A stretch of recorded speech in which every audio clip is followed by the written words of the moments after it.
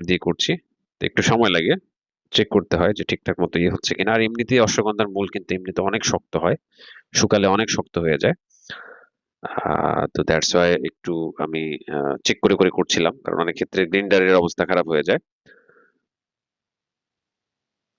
আপনারা আহ, আহ, এই মৌলি নিয়ে আসবেন, খুব ভালো করে ধোবেন, কিন্তু পানিতে ধোয়ার সময় আপনারা খেয়াল রাখবেন যেন এটা খুব বেশি সময় মানে পানিতে না থাকে।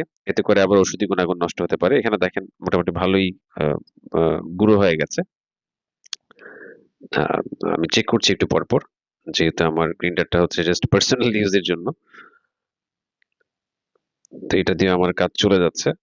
হামানদিস্তাও ভালো একটা অপশন হতে পারে। আপনারা যাদের হচ্ছে ওটা আছে সেটা কিন্তু আপনারা ব্যবহার করতে পারেন, ওটাও চমৎকার কাজ করে। প্রপারলি আপনার এটা মিহি করতে হবে, আদারওয়াইজ এটা মানে যেহেতু পাউডার ফর্ম, খুব বেশি সময় কিন্তু ইয়ে করা যাবে না, সংরক্ষণ করা যাবে না, নষ্ট হয়ে যেতে পারে, ছত্রাক পড়ে যায় পাউডারের 2-3 মাসেই। তো এই জন্য আমরা আমাদের প্র্যাকটিসের জন্য কিন্তু খুব কম করেই হচ্ছে ইয়ে করি, হয়তো বা 100 গ্রাম বা হচ্ছে 200, 150, 200 গ্রাম এরকম একসাথে করে রাখি। বা খুব বেশি যদি চাহিদা থাকে সেক্ষেত্রে আমরা 500 গ্রামও করে থাকি। তো এইভাবে মোটামুটি করা হয়ে গেলে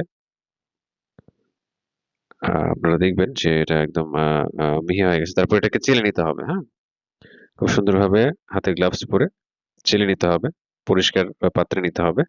এখানেও কিছু উচ্ছিষ্ট আছে যেগুলো আমরা ছেড়ে হচ্ছে ফেলে দেব। দেন একটা কাঁচের বোতলে সংরক্ষণ করতে হবে, যদিও আমি এখানে প্লাস্টিকের বোতলে নিয়েছি। কাঁচের বোতলের দেখা যায় নিতে পারলে ভালো, মানে দীর্ঘদিন হচ্ছে গুণাগুণটা মানে থাকে, অক্ষুণ্ণ থাকে। এটা যেহেতু আমি একটা পেশেন্টকে দিয়ে দিব, সেই ক্ষেত্রে আমি প্লাস্টিকই দিয়ে দিচ্ছি, কারণ কাঁচের গুলো আমার কাছে এখন এতটা অ্যাভেলেবেল নেই। তো আশা করি পুরো প্রক্রিয়াটা আপনারা দেখে শিখে যাবেন। তো আশা করি আজকের এই ভিডিওর মাধ্যমে মানে আপনারা যারা হচ্ছে যাদের সমস্যাগুলো এটার মাধ্যমে মিলে যায়, অবশ্যই একজন রেজিস্টার্ড ইউনানি চিকিৎসকের সাথে পরামর্শ করে নিতে পারেন বা আমার সাথে পরামর্শ করতে পারেন।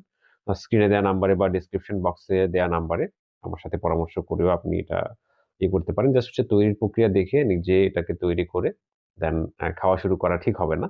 কারণ আদৌ এই সমস্যাগুলো আপনার মধ্যে আছে কিনা বা অ্যাকচুয়ালি আদৌ এটা আপনার দরকার আছে কিনা সেই বিষয়ে কিন্তু একজন চিকিৎসকই বলতে পারবে। একজন ভেষজ চিকিৎসক বলতে পারবে।